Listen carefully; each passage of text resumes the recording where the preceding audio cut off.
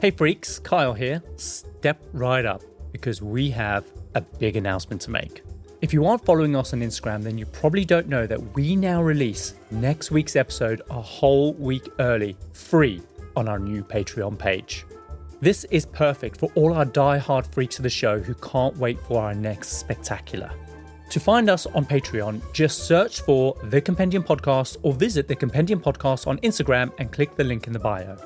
If, after joining for free, you find yourself wanting even more, consider subscribing to our Certified Freak tier. For just $6.99 per month, you'll gain exclusive early access to all of our unreleased episodes, making you a certified freak. Patreon is brand new for us, and we're still fine-tuning the act, working out what you want to see from us. So come one, come all, and become a certified freak by joining us over on Patreon. Now, let's go on with today's show.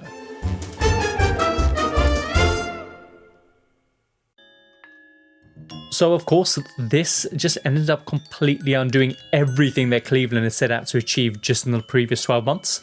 And in the aftermath of all of this, the entire country of Canada was completely outraged because a lot of the balloon debris started washing up on their side of the lake. And even though the balloons were supposed to be biodegradable, they took months to break down. Essentially, they ended up choking a bunch of animals that tried to eat them in the meantime. No. So the entire event was just declared this huge environmental catastrophe. Yeah.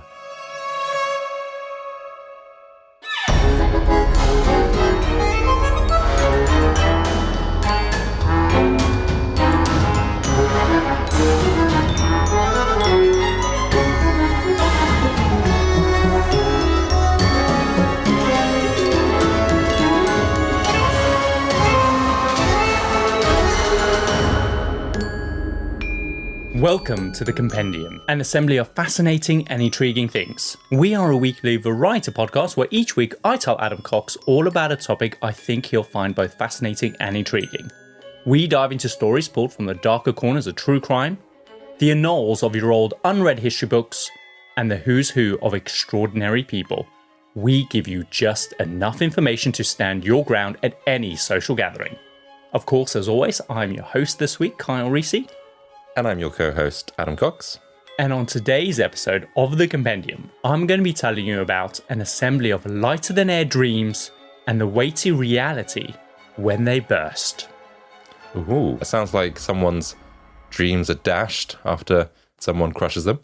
What I really love about these clues is they act as like a Rorschach kind of blob image. Do you know, like psychologists, they hold up a picture and there's a big blob that looks like a butterfly or a bat. Yeah. And I get the feeling that it gives us an insight as to what's going through your mind based on what you pull from the clues. So, like, who's dashing your dreams? Everyone. Everyone's dashing my dreams. Is it me? I mean, I shouldn't name names. So I'm really excited about today's little story because it's a bit of a break from our usual topics of late about murder, corruption, and scandal. Instead, we're taking a leisurely stroll through a bit of an historic blunder that took place in America in the mid-1980s.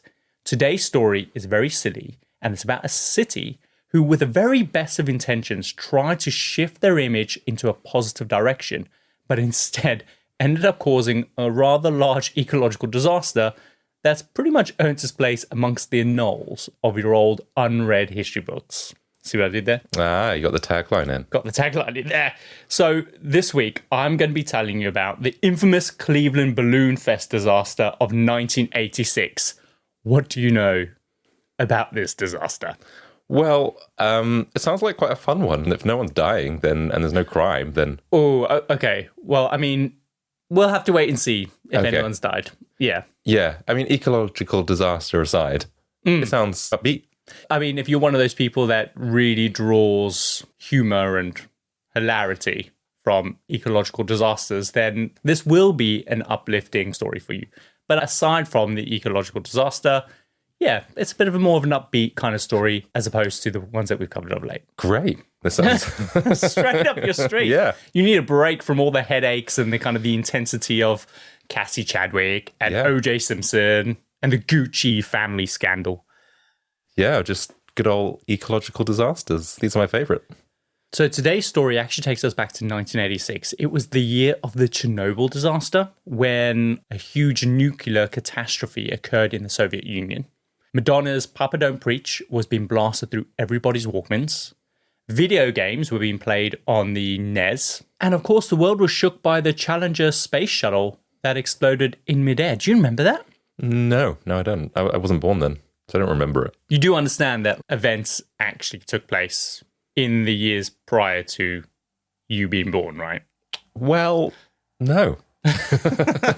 Not to me, they didn't. And so in September of that same year, Balloonfest took place, which was supposed to be a fun, playful way to raise money for charity, and even more than that, help turn around the reputation of Cleveland City from being this national embarrassment into a buzzing tourist destination. And if the name of this little event has left you in any doubt as to what it actually entailed, then to explain, this event was going to involve filling 2 million balloons with helium, releasing them all simultaneously in a grand display that was expected to place the city firmly on the map and attract millions of new tourists every year. And so, in today's episode of the Compendium, I'm going to be telling you about the Cleveland Balloon Fest and how this entire saga turned into a complete shit show. It sounds interesting because I don't hear anyone ever wanting to go to Cleveland. So this feels like it didn't end well for Cleveland. By the way, we were just in Cleveland 2 weeks ago. Were we? Yeah, with Cassie Chadwick. Oh. She was from Cleveland. Oh, okay. Yeah. I thought we were physically there. Oh, right. Sorry. Sometimes these stories that we tell, Adam, they really transport us back into time, into places, you know. They really do. So, like, the lines get blurred. When I say we visited, sometimes I literally mean it. Did you think that you were Cassie Chadwick? I was Cassie Chadwick. I had these big, voluptuous breasts. I was the lady of the hypnotic eye. You were. Yeah. But anyway, before we jump into today's episode, as always, around this time of the episode, it's time for all the latest things. So this is a segment of our show where we catch up on all the week's happenings and share a quick tidbit, strange fact, or laugh at a bit of weird news from the past week. So Adam, it's your turn to go first this week. So what have you got for us? Well, I'm a bit late to the party with this news. Probably about almost 10 years. That's pretty late. That's pretty damn late. Everyone's died since then, Adam. A lot of things have happened. But one thing that happened back in 2015 was, I don't know if you've heard about this, about a movie called 100 Years. Say more things. And then maybe. So this movie was written, and I think it starred John Malkovich, and it was directed by Robert Rodriguez. And the idea is that this movie was a short film that's been locked away and is not to be watched for 100 years. So it's like a film time capsule. Yeah, like that, exactly. And it's apparently locked quite securely in some high-tech safe that's rigged to open automatically on November the 18th to 2115. And what's the film about? No one really knows because if you look on IMDb, the characters' names are just called hero, hero girl, or bad guy. Uh-huh. So it's so top secret, no one really knows what it's about. People don't even know who the actors are. Well, aside from John Malkovich being in it and whoever and stuff. Wouldn't it be real funny if, like in 2115, the capsule opens up and they put the film into the player and then it just says, I owe you one film. Oh, we didn't hit record. Yeah. Oh, we'll get round to it. And then, like, they've passed on, they've died, and they forgot to actually complete the film. Yeah. So it's all just a bunch of hype. Well, the thing is, I wonder what that would be like. What format is that going to be on? Because if we were to open, although we probably have got the technology that we've kept around, but if we were to watch a film that was shot in the early 1900s, are they going to be able to watch a film that was shot now? I'm convinced that they will be able to. I think we have a lot more of these things and we're a lot better preserving things. I guess so. I guess that's us finding a film now and we're like before the talkies, it would perhaps just be music or... Big fan. Yeah. And it would just be music and I don't know, really sped up, or I don't know what would the story be of all the title cards when they're like talking. So imagine what film and cinema might be like in 100 years. And they're watching what we've got now and thinking, that's really archaic or whatever. Oh, that's very exciting. I can't wait. Yeah. So well, I mean, we won't be around. We'll be firmly dead. If you look at the movie posters, it says something like, the movie you'll never see. How much did they spend making the film? It's only a short film, so maybe $1 million. I don't know. Remember that short film that you did that was just awful about the vampires. And you had to go to that guy's house on set, and he thought that he was going to enter his short film into the Oscars. Was that right? An Academy Award? Yeah, some high or BAFTAs or something like that, yeah. And Adam, that film was not good. Do you know what? I completely blocked that out of my mind. I've forgotten I ever did that until you just reminded me. It was like a really, really bad Buffy the Vampire Slayer awful episode, and he believed that he was going to win an Oscar for it. Yeah, and he had, I remember, so we were being kept in the garage. We couldn't go into the main house. And he had put all his money invested into this film, which, yeah, I don't think... Storm Drain Films, that's what it was called. What was the living conditions like in that garage? Was it literally just a garage? Were there any beds or anything? There was beds, yeah. Or was I on an airbed? I don't remember now. It was... Like, I was really proud of you when you did that because it was your first film that you'd worked on, but then I felt awful for you because, like, that was your first experience. Yeah, and that's why I quit. You quit because of this guy. Oh, my God. Do you think... What's ever happened to the film? Did he ever release it? I don't think so. I don't think it's done that well. I don't think people have heard of it. Do you think that's the film that's in the time capsule? Surprise!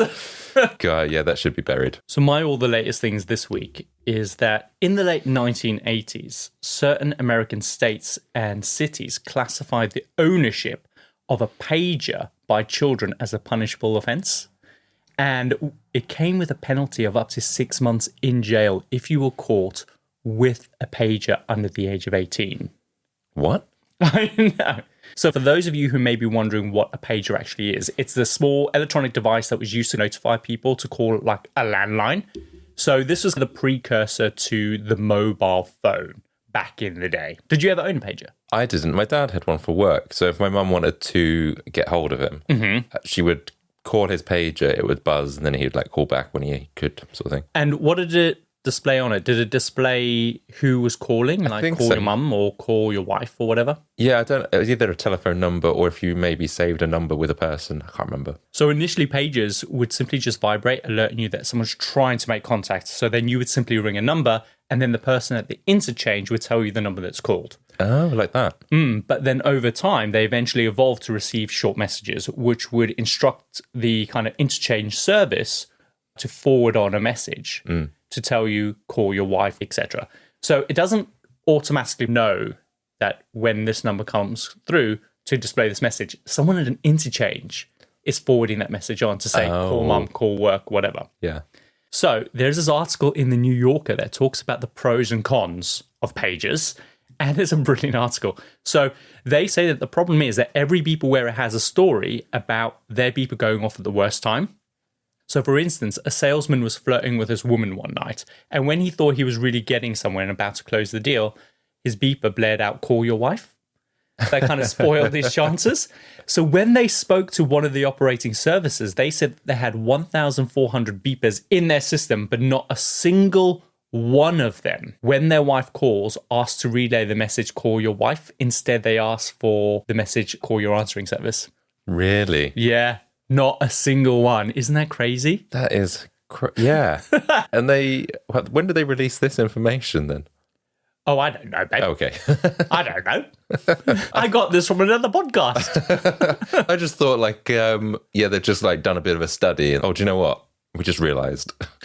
But anyway, so we've actually digressed because we were talking about youths. So in the 1980s, there was this huge moral panic about how pagers were starting to facilitate the drug trade amongst young people, which led to states like New Jersey placing bans on people under the age of 18 from owning one. And in Chicago, in 1 year alone, they made over 1,000 arrests of young people who were found owning a pager in schools, out on the streets, etc. And of course, the thing is, as soon as you ban something, it just makes things more desirable. Yeah. Right? So pagers became this symbol of coolness that even sparked this massive, huge market for fake pagers out on the streets. Wow. So I just imagine all these kids pretending they've just got a page from their fake device, like, yeah, sorry, it's my dealer. Yeah, I just better go take this. Do you think they set a timer on it so it would buzz in 30 minutes? Did you ever used to do that as a kid, like a right loser, like pretend you've got a phone call? No. Just to look cool. Oh, I did. I was such a loser at school. I was so desperate to look cool. People would wear rucksacks. I really want to wear a rucksack, but I had nothing to put in my rucksack. So I just filled it with scrunched up newspapers. Wow, that's an insight into your childhood. I know, I was such a loser. And the thing is, though, they became this huge status symbol across all different kind of like tiers of society. So, for example, if you were in line for a dinner reservation, if you were seen to have a beeper on your person, you could sometimes skip the line. They would just invite you over because you were seen as being a somebody.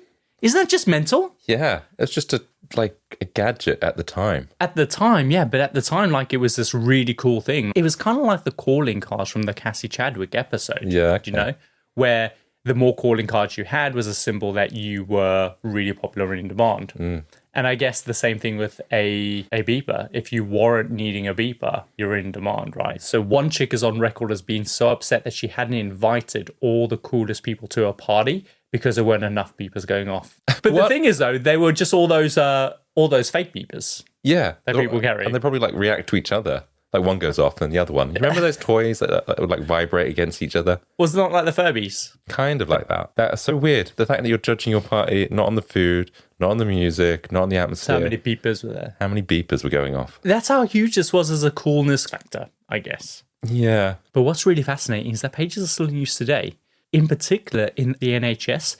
So if you are a listener outside the UK, the NHS is our National Health Service. There are still 80,000 pages still in use across the NHS as of 2022. Really? So they're being buzzed to come to a certain ward or whatever it might be? Exactly, yeah. Is that so crazy? They can't, like, why can't they just use a phone? Because in some areas of the hospital, they're really secured. So like MRI scanners and things like that. Makes sense, yeah. Radio waves can't get through. So I guess pages can. But also the chances that you've actually physically used a pager today is still pretty damn high. Because if you've ever gone to a restaurant and they've given you one of those little buzzers that tell you when your table is ready, that's buzzer technology. Ah, okay. Did you know that? I didn't know. So finally, I want to talk about gaydar. How good's your gaydar? I think it's pretty good. I think our gaydar is pretty good. We walk down the street and we just look at each other and go, gay. That's you looking at the reflection. I was going to say, when we see someone who's clearly gay, we just go, gay. So in 1999, this guy invented a gaydar device, which was designed for men wandering around local parks to discreetly find other men who are looking to hook up. And it goes beep, beep, beep, beep, beep, beep, beep, beep, beep. And the idea was that you would be buzzed when you go near the vicinity of someone who also had a beeper that matched the specific frequency that they were using. Oh, okay. But they probably didn't test the frequency. So it turned out that it would have these really adverse effects. So it would cause car alarms to just randomly go off. So it's not that discreet, really. But even worse, the frequency would do something really weird to badgers, which would result in them chasing these unsuspecting gay men across the park, wandering around and looking to hook up. So imagine all these horny badgers just wanting to look up with a human man. And they're like, I don't know why I'm so attracted to him. It's just really weird, but I just had to chase after him and these gay men are just running away. That's so weird. So they go out and they're like, I'm just going to set my frequency to gay and then just wait for it to just be buzzed. Yeah.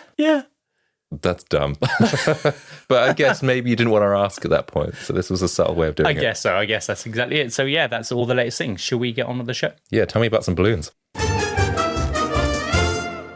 So Adam, we are here to talk about Balloonfest 1986.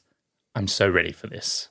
So for those fans who are unfamiliar with the city of Cleveland, when it was first founded in the American Midwest, it started off as a thriving industrial city. But then in the early 1960s, things kind of took a bit of a turn for the worst, and a bunch of factories closed. Thousands of people lost their jobs, which resulted in widespread homelessness throughout the region. And as a result, the city's population ended up plummeting as thousands of families upped sticks and relocated to other parts of the USA. And so, with the rise of unemployment, the city's crime rate consequently went through the roof, and eventually it had reached one of the highest in the United States. And it was fair to say that during this time, anyone left in Cleveland was either a criminal, a victim of a crime, or both.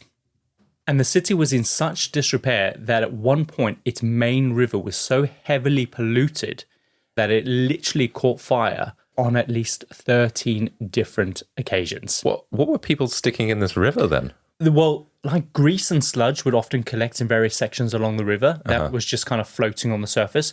And this was just compounded with the accumulation of wood and other sorts of debris, including like manure and whatnot. Right, okay. And all it would take would just be a single spark coming from a train wheel, and then off it would go. Wow, this sounds like a delightful place.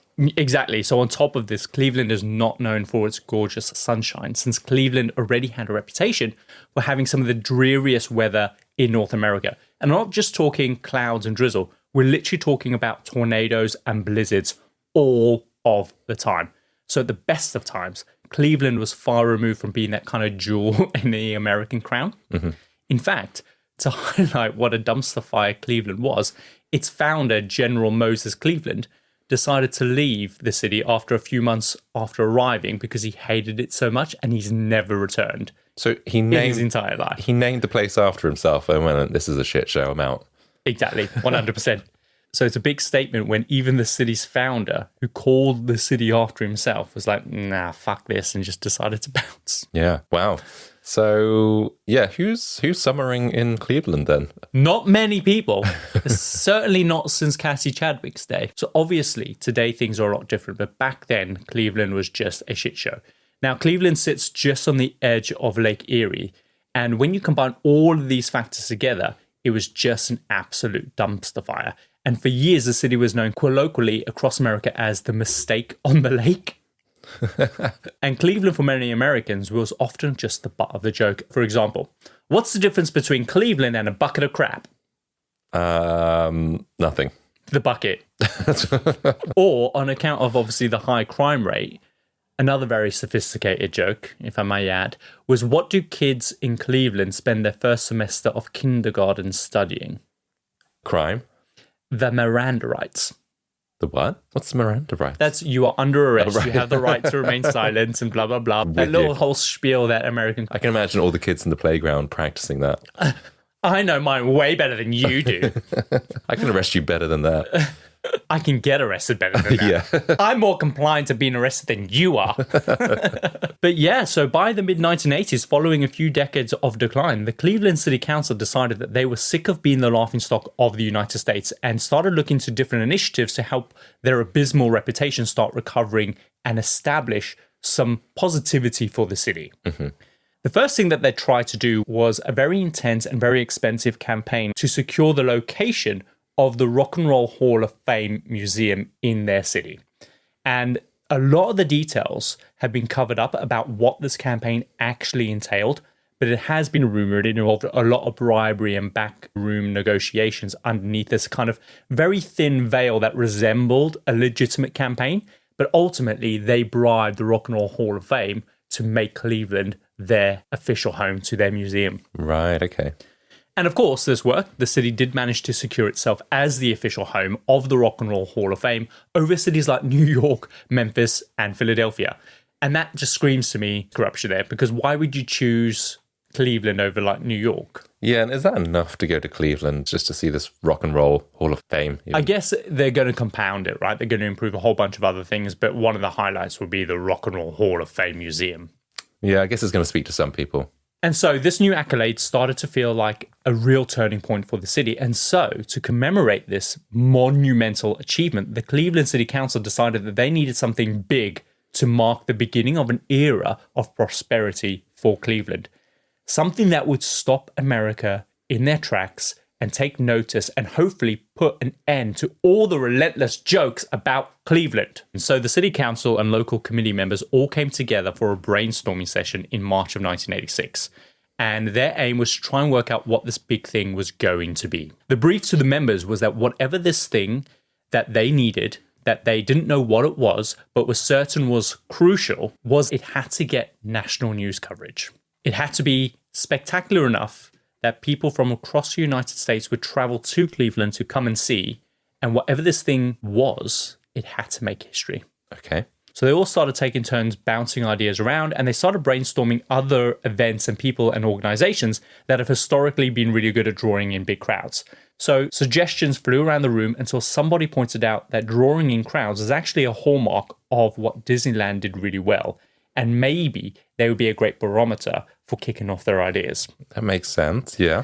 But then someone pointed out that actually Disneyland just a few months prior had gotten a crowd of 100,000 people at the 30th anniversary celebration by releasing 1 million helium balloons into the air. And as a result, this got them a Guinness Book of World Records for the biggest mass balloon release of all time.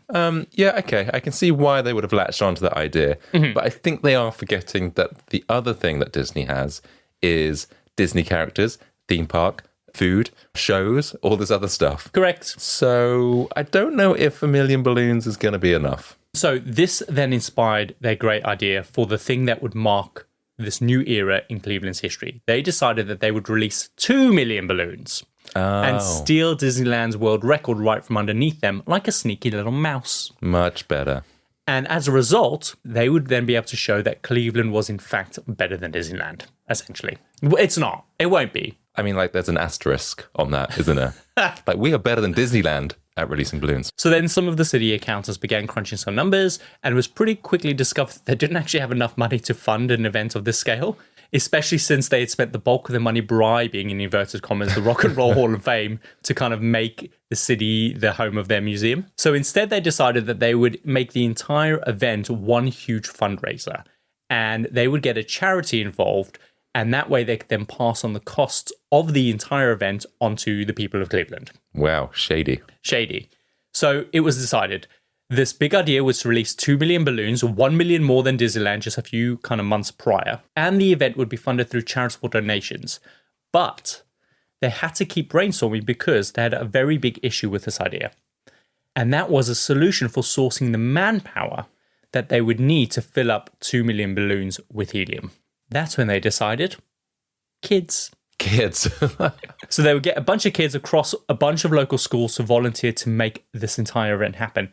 And to them, this was a stroke of genius because the media loved kids and they thought, essentially, that they would all be falling over themselves to be at the front line to cover this event, which would then be certain to make national news. Because who doesn't love a kid? Like, working hard, giving back to the community.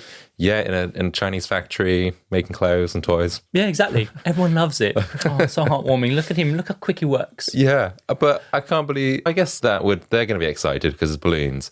But how many machines or helium machines are they going to need and kids to pull off 2 million balloons? I know. We're going to get onto that. Right. Because it's ridiculous what they expect these poor kids to do. So it was decided the next thing that they needed was the cherry on top of the proverbial cake, as it were.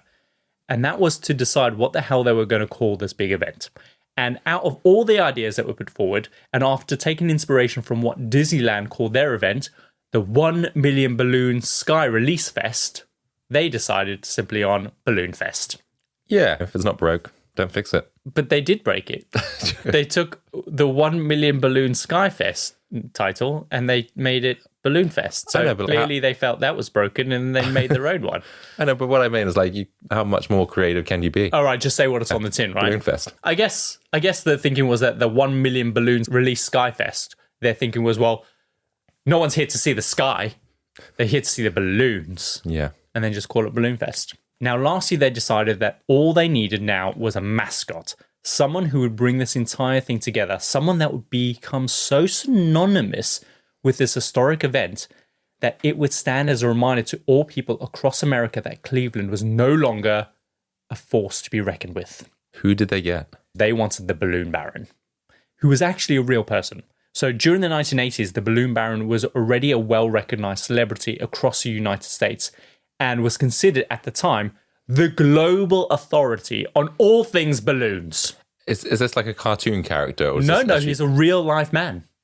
And he's called the Balloon Baron. He called himself the Balloon Baron, yeah. And what kind of things does he do in his typical working week? Anything to do with balloons, he can do it. So he passes, I don't know, if there's a new balloon design, it goes through him? Mm-hmm. Probably. You don't know. So his real name was Treb Heening. Now, Treb had started dabbling in balloons when he was just 15 years old working at Disneyland. And in the late 1970s, he was asked to do a special balloon release for none other than Cher at the Academy Awards. And since then, he had been booked on all the huge events that involve balloons of some kind. So he did the Olympic Games in 1984 in Los Angeles. He then was booked for a bunch of Super Bowls, as well as a couple presidential inaugurations and various New Year's Eve celebrations as well across kind of America. Wow, so any big event that needed balloons, he's your man. That's what I said. I said that first. Okay. Well, Any big event he was booked for. He was in such high demand that he was literally on people's speed dial. And if you want to credit or blame anyone for the global increase in baby showers or graduation balloon arches that the world has just not been able to shake since the 1980s, then Treb is your man. He was the first. I see. Do you know what? You can get a really good balloon arch from Temu. Mm-hmm. Yeah, just that you can. Doesn't involve Treb. I'm cutting that out. How did he get into balloons? Is he got some sort of weird fetish or... What, like a latex fetish? Yeah. I don't know. I wonder if that's something that you can develop over your life. Like you can start out not having a latex allergy and then slowly as the years go on, they get worse and worse as the years go on. I wonder if the same thing happens with latex and balloons. He just can't get enough balloons. That'd be terrible. By the way, leading up to just before Cleveland's ambitious Balloonfest, Treb was actually the guy recruited by Disneyland to design and coordinate Disneyland's 1 million balloon release Skyfest that had obviously broken the world record. So this was just like a rehash to him. So he was the perfect man to do this anyway. Sure, okay. What makes me laugh, by the way, is how Cleveland orchestrated this huge brainstorming committee to come up with this huge event that was going to kind of place Cleveland on the map. But the best they could do is a completely unoriginal rehash of a previous event just a few months prior. And just by upping the balloons by an extra 1 million. But these are people that live in Cleveland, and I think we've discovered that maybe they're just not that creative. But yeah, I mean, out of all that brainstorming, out of all that money, the best they could do is just a rehash of what someone else done just literally a few months before. But anyway, Treb, of course, is contacted by Cleveland, and he jumps at the chance to break his own world record.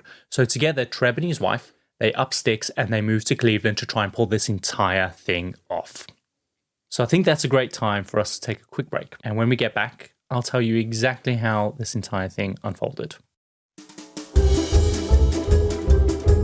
Hey fans, Kyle here. We have an exciting announcement for all you die-hard fans of the Compendium who find themselves eagerly waiting more after we wrap up every Tuesday. Adam and I work tirelessly each week to ensure we have a small backlog of episodes that is ready to be released every Tuesday. Often, these episodes just sit idle waiting for their Tuesday release. So, we've decided to put these episodes to work by releasing one whole new episode early every single week, just for those who can't bear the idea of waiting another week for the next episode to drop. To access this episode ahead of schedule, simply follow the Compendium podcast on Instagram and click the link in our bio to our Patreon. Joining is completely free. All you need to do is sign up for an account and join the Compendium podcast on the free tier. This will unlock one new episode early each week. We also plan to post regular updates on what we've been up to and what we are currently working on, so you can share your ideas on which topics we should cover next. If after you enjoy your free early access episode and you're left wanting more, you can subscribe to access up to 4 brand new episodes 4 weeks early. Patreon is new to us and we're still finding our feet.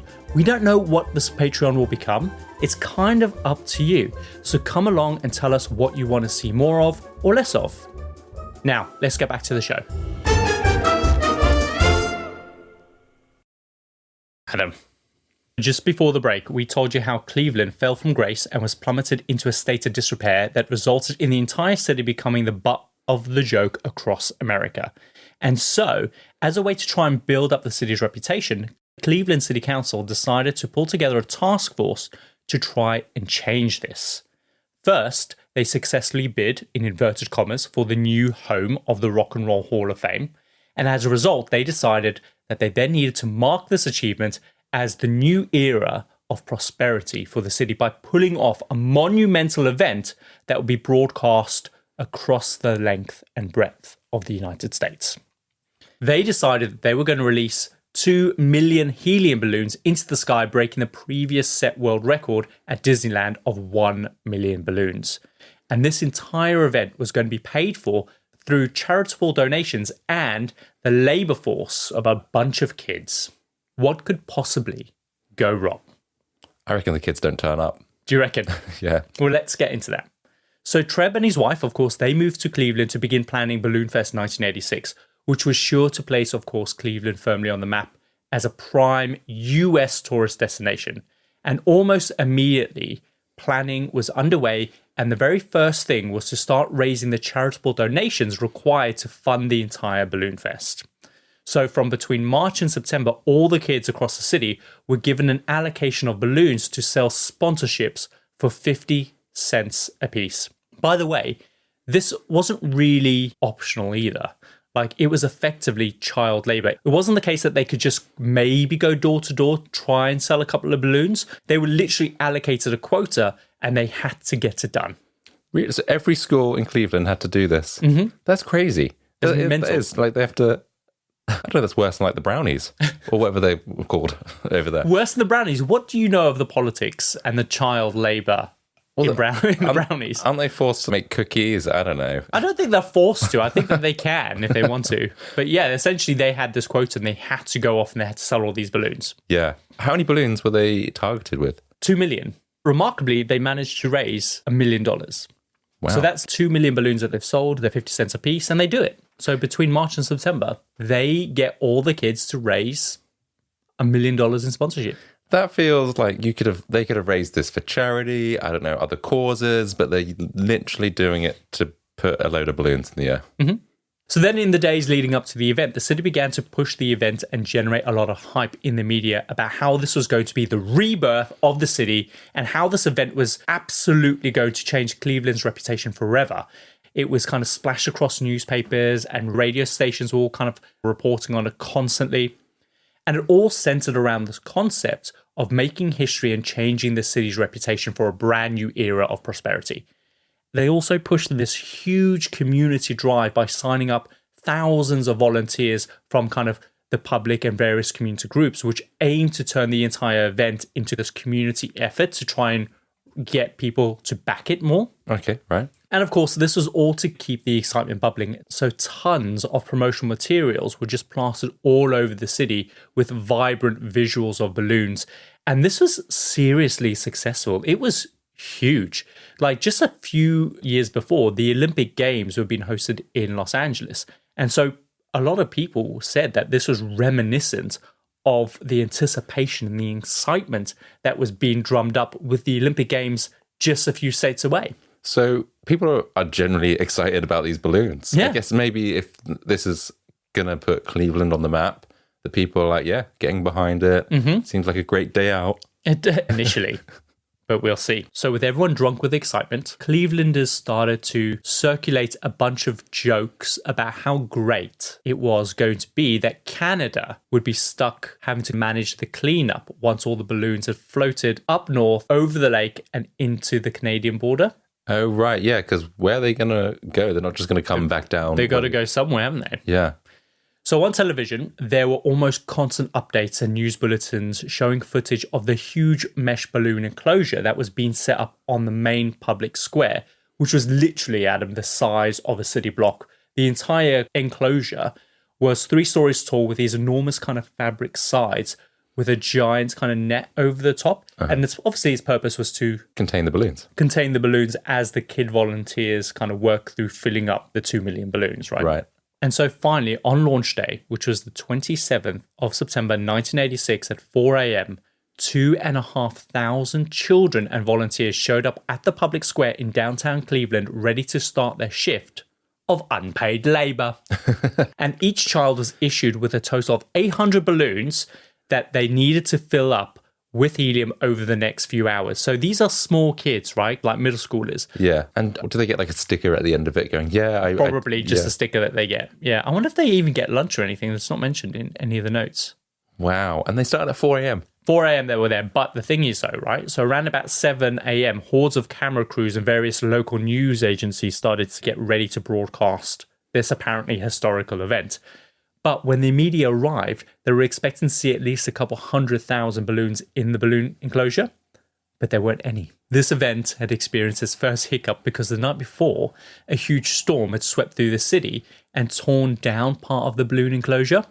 So Treb's team was frantically trying to patch it up, and eventually they do get it fixed. But this essentially it set the entire operation back by a few hours. So when the kids finally did manage to start filling up balloons and releasing them into the net, they were under pressure and told that they had to work even faster to make up for the lost time.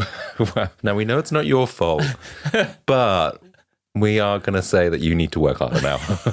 Poor kids. You woke up at 4 a.m.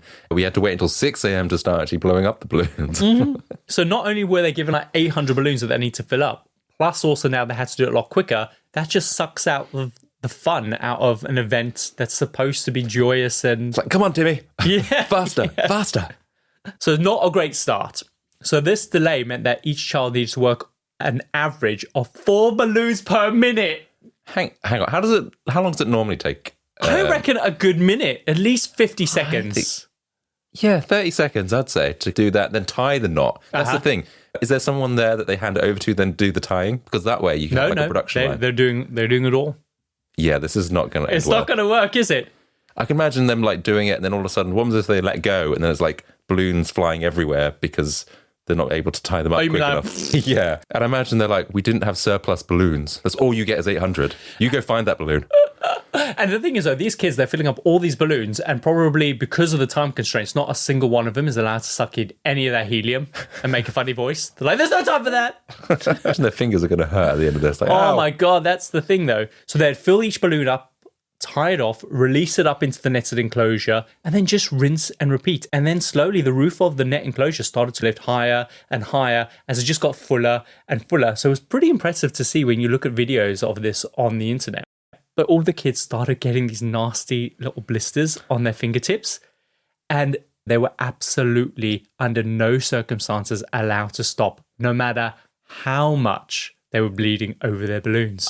Yeah, because when you tie a knot and you get it caught, and then it really hurts, and you've got to try and pull that off. Yeah. And what about the parents? They're like, no, you've got your duty to do. Well, I mean, there was various volunteers that just started rushing around helping kind of apply plasters, or as they say in the States, Band-Aids. And then the kids were just immediately put back to work. I imagine like they've set up some kind of medic tent, and they're like being rushed in to quickly like swap in and get their boo-boos. We got another 3 here, stat. Quick, get the Band-Aids.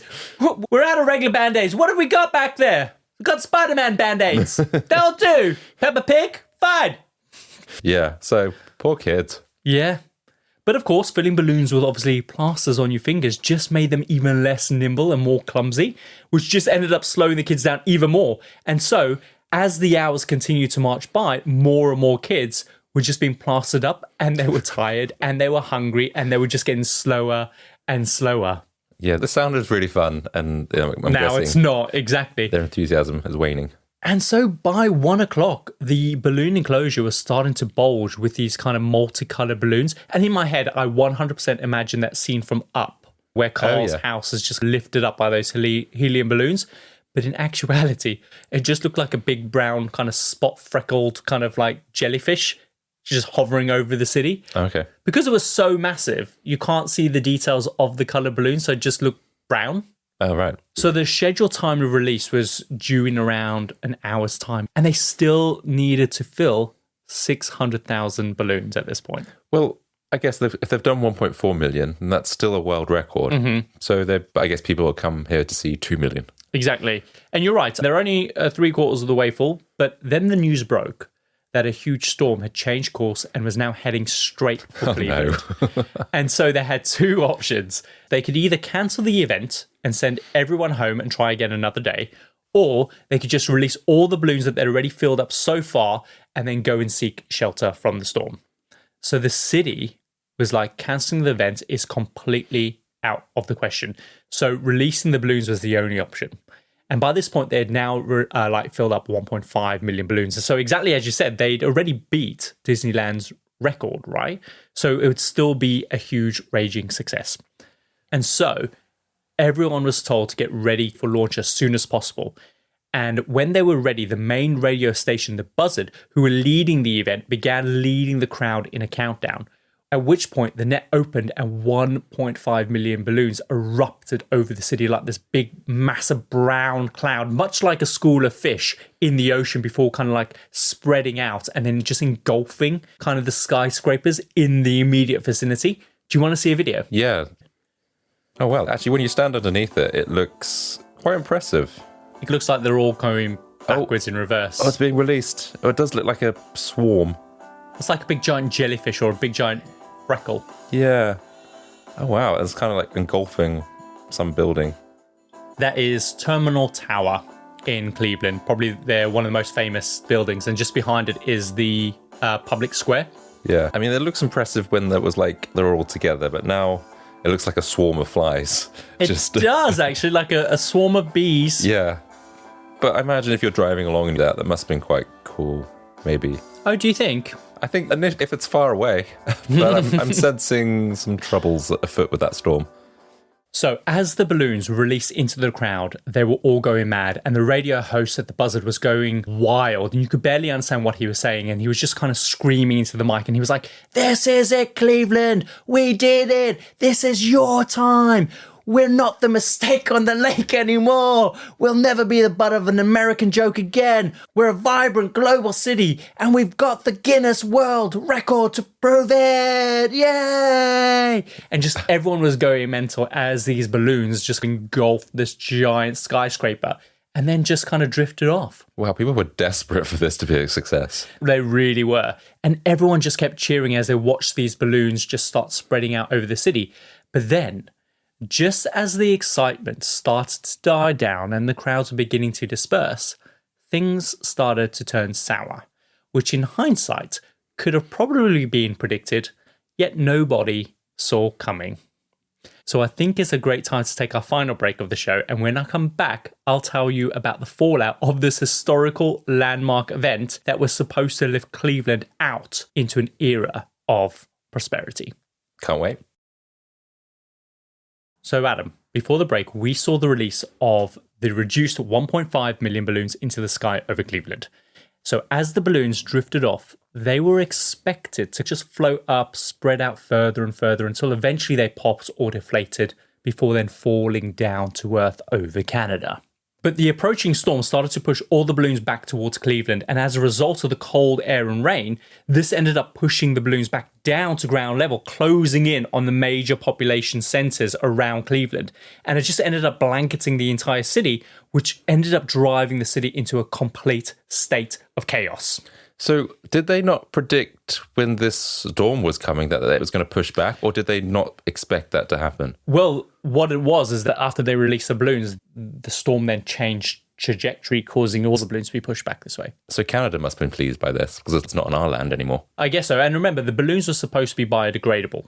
Oh, really? So, like, it wasn't a huge deal. Okay. But we'll find out exactly what happened with that in a minute. Yeah, but like over 100 years or? Well, more like a few months, but still a few months is enough time to do damage, right? Yeah.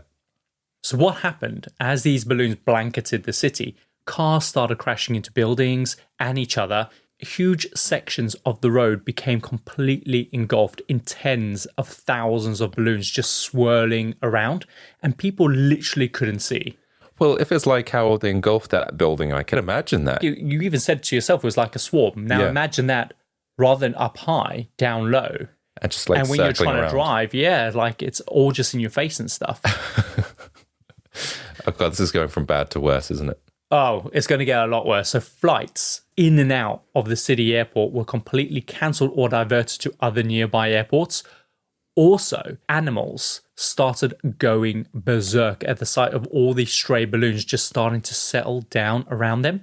And there were reports of various farmers on the outskirts of the city seeing animals just freak out, and in particular horses as well, because they're like pretty much skittish at the best of times. So many of these horses, in a state of panic, injured themselves trying to leap over fences and paddocks and things like that. And the nutso thing was that all of this happened so extremely quickly that there wasn't even anything that anyone could do. And if you look online, there is all this incredible footage of these balloons just descending down and causing this absolute havoc. Oh, there is that sort of footage. Yeah, because imagine if it was today, everyone would have their smartphone out and you'd see all this disaster. Yeah, for sure. So for several hours, the entire city was just at a standstill. One dark consequence of the balloon release was that the local Coast Guard rescue helicopter had to make an emergency landing while they were in the middle of a search on Lake Erie. What had happened was that 2 men had gone out on the lake to do some fishing the previous night, and just before the storm came in, That was the storm that ended up damaging the enclosure. Oh, yeah. Well, the storm had actually ended up capsizing their boat, which nobody knew about until it ended up washing up on shore the next day. And so the Coast Guard had spent all of the following day out searching for them, but they had to land the helicopter because the pilot literally could not make out anything below because the balloons were just swirling around and they were just too distracting. So what seemed kind of funny in a way actually stopped people from being rescued. Did completely as well. So even the rescue teams that were on the water in boats, they had to suspend their search because the entire surface of the lake had been covered in tens of thousands of balloons. Really? Which meant that it was impossible for anyone to spot someone bobbing up and down. So they just had to call the search off as well. I just can't imagine balloons doing that. It's weather systems, right? It's the pressure. That's what normally keeps them up in the air. The density of that pressure has kind of forced them down. So I can see that happening, especially when you have 1.5 million balloons. So were these people ever rescued, or did they? Well, so as you can imagine, all of the news coverage that was initially praising this historic event just like a couple hours before had instantly flipped. So for the next few weeks, reports and experts were mercilessly mocking the city for doing something so reckless, so idiotic, and so needless, and causing millions and millions of dollars in damage. And this negative press only compounded itself after the bodies of the two missing fishermen were washed up on shore.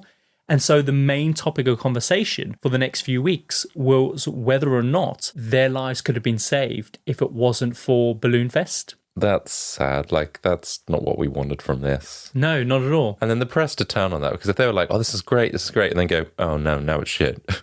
Yeah, they just didn't see the consequences of it. Yeah, right? They really should have called it off. Hey, can we just do this in a week's time? They should have done in hindsight, but then at the same time, it's a loss of money, right? How often do projects get pushed forward because of the fear or the risk of losing money? They're like, oh, we'll just do it anyway because the cost of rescheduling is too great. So, of course, this just ended up completely undoing everything that Cleveland had set out to achieve just in the previous 12 months. And in the aftermath of all of this, the entire country of Canada was completely outraged because a lot of the balloon debris started washing up on their side of the lake. And even though the balloons were supposed to be biodegradable, they took months to break down. And essentially, they ended up choking a bunch of animals that tried to eat them in the meantime. No. So the entire event was just declared this huge environmental catastrophe. Yeah. I mean, do you remember, I don't know if you ever did this at your school, but I remember releasing balloons. I think it was on VE Day, and you would write your name on this ticket, and then they would fly over Europe. And then the idea is that if they did reach land, and someone would post it back or get in touch. And very few balloons did ever do that, but some did. Did yours ever come back? No one. It probably got lost at sea. So it was like a little message tied to a little scroll or something? Yeah, you'd put your name, I think your school address or whatever, and then people would write back into you with the ticket. Cool. And that used to be like, that's how you celebrated, I think it was the 50th anniversary of VE Day. Mm-hmm. So I can see like this should have been like a really nice positive thing. But I think looking back at it in hindsight now, we're so much more socially aware of like the impact on the environment. Yeah, that now I don't think anyone would do this in the same way. Yeah, crazy. So meanwhile, back in Cleveland and the surrounding areas, hundreds of people started filing lawsuits to sue the city for damages to their vehicles. And in one lawsuit, a woman who's prized Arabian horses ended up getting injured as a result of obviously them freaking out. She sued them for $100,000 in compensation for the physical and emotional trauma caused to the horses and, of course, to herself. And the bitch won. 100,000, that's a lot. Did they just trash her, I don't know, what is it, a field of horses? I guess they injured themselves, right? Yeah. Which they needed then treatments and things like that for cuts and wounds. Because Arabian horses, they are beautiful. They look like they're made from silk. Oh, really? And they're really skinny and they've got these really kind of like crocodile stout noses. When you look at pictures of Arabian horses, they're gorgeous. Sometimes they're blonde. They're almost like platinum gold. I don't know if I've ever seen one. When you see one, you'll know. Because they're really shiny. But they ended up settling out of court. So we don't actually know exactly how much they actually settled for. Oh, okay. But she sued initially for $100,000. And of course, the wife of the dead fisherman also filed her own lawsuit. And she sued for $3.2 million. And again, they settled out of court. So we don't know exactly how much she got. But it's fair to say that this entire event was just a complete capital loss for the city due to the costs of damages and lawsuits that were filed against them in the aftermath. I can imagine once all the balloons have cleared, you just see like, in a disaster movie where like a giant wave or I don't know, Godzilla has trashed the place. But in this case, all the balloons have like popped or whatever, and they're just hanging off cars or street lamps. And everything's in a disarray. There's like dumpster fires everywhere. Like cars crashed through a shop window, it's on fire, all sorts. That's exactly what happened. So yeah, it was a complete capital loss because remember, during the fundraising phase, they had raised $1 million. So half of that was physically spent setting everything up. And the rest, plus likely more, had to be paid out to settle, obviously, for all these damages. So Cleveland was left extremely embarrassed and plunged even deeper into being the butt of a joke across America, bringing kind of like new meaning to the name that they had all these years, Mistake on the Lake. Even bigger mistake on the lake. Now, if they weren't a mistake before, they definitely are now. As for Treb, well, like he quickly snuck out of Cleveland as fast as he possibly could and completely distanced himself from this event and organizers and, of course, the city itself. And if you visit his website, there's just no mention of Balloonfest anywhere, really? Not even Cleveland. Oh, so he's still working in balloons? Yeah. He's still a celebrity, but he's like, I wasn't involved in that. That wasn't me. That was my brother. And in an even bigger blow to the city, their world record for the largest balloon release was only acknowledged in the 1988 edition of the Guinness World Records book, along with an announcement that the Guinness Book of World Records were no longer going to recognize balloon releases as a category of records, because, of course, they didn't want to encourage balloon releases that might obviously end up a catastrophe or like an ecological disaster. So they got one mention in a book, and then that was like, this is the last time we'll ever talk about it. Yeah. But the thing is, though, obviously it's the responsible thing to do, like revoke that kind of record. But it does mean that Cleveland now holds that record in perpetuity. Wow. So they did get something out of it. They did. So I guess just as they did with Disneyland, nobody can, fortunately and also unfortunately, rob them of their record. I feel like there should be like a monument in Cleveland. You know, in Harry Potter, when they're in, is it Gringotts? You see all the muggles or whatever it is in that like big slab and stuff like of stone. I wonder if there's something like that in Cleveland where you've got like this sheer panic of just all these balloons swirling around. All the kids with their like plasters on their fingers going, boo, boo. Like, more bandages. And like horses kind of like dead, hanging slumped over the edge of the monument. And cars like smashed up and like people like mourning the loss of their loved ones. And we'll say, never forget. This nice bronze statue that, starts off as this really nice, pleasant kind of day. And then by the end, if you walk along it, the carnage of 1986. Yeah. Brilliant. They should do that. They do have a statue of Moses Cleveland in the park. Even though he wants nothing to be associated with the town. His eyes are rolling. God, this place again. And that is the story of the Cleveland Balloon Fest of 1986. Wow, what a disaster. What a shit show. I mean, it would be funny if those people didn't obviously die. That's really sad. But I wonder if people get taught about this in schools. We tried to do a good thing one time. That's why we don't do it anymore. I don't think Cleveland will be talking about it too much. I think other people would, like other states would. They just omit 1986 from their record. It was a write-off, yeah.